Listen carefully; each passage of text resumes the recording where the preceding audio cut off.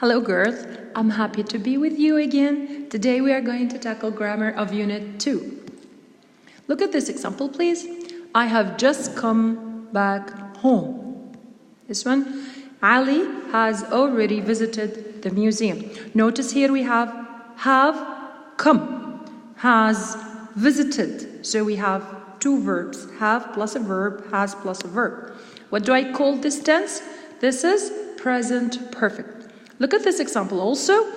I have already written my homework. So, if you notice in these examples, we have verb to have plus another verb. So, forming this tenses, we use have or has plus the verb in the past participle. What I mean by the past participle is that we use either verb plus ed or verb 3. When do I use this tense? We use it for actions that have just finished or with actions that finished in the past but we don't know when. Like for example, you can say, I have traveled to America many times. When have you traveled? We don't know. We have some keywords for this tense. Already, just, yet. Sorry. Ever, never, for, and since. So, May has never been to Paris. Already, just, ever, and never, as you can see, are used between have or has plus the verb in the past participle. But for instance, are used in other places, and I'm going to explain this later.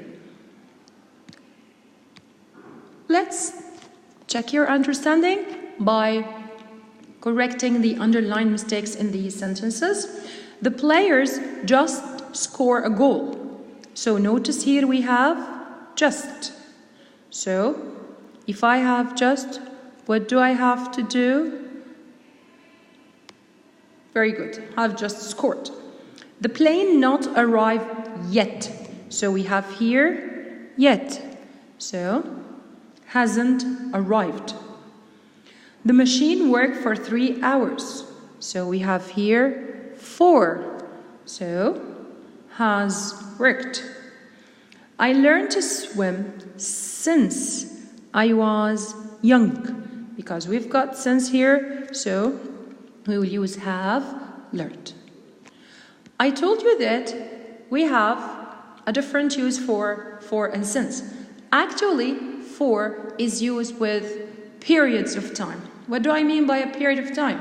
A period of time can be a minute or minutes, an hour or hours, a day or days, a week or weeks, a month or months, a year or years, a century, or a long time, you can say for a long time, and you can say also for ages. But when do I use since? Since is used for points in time.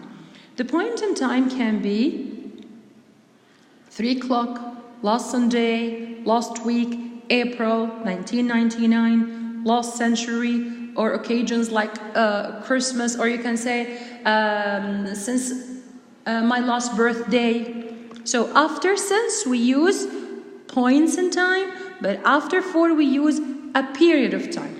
Let's try to check your understanding by choosing the correct word. Number 1, he has studied English for yet since ago 10 years. So here we have 10 years, which is a period of time, so we use for. 2, Mr. Hamdi has taught math ago since yet for 2005. So 2005 here is a period, a point in time. So we use since. 3, I have been studying English 6 years. So 6 years here is a period of time. Very good. So it's 4. She's been sleeping 2 o'clock, which is a point in time. Very good. So since. She's been making cakes 3 hours. We have here 3 hours. It's a period of time, so we use for. Let's move to another thing which is prepositions. Prepositions like in, on, at, under, between, amongst, by, with, all these are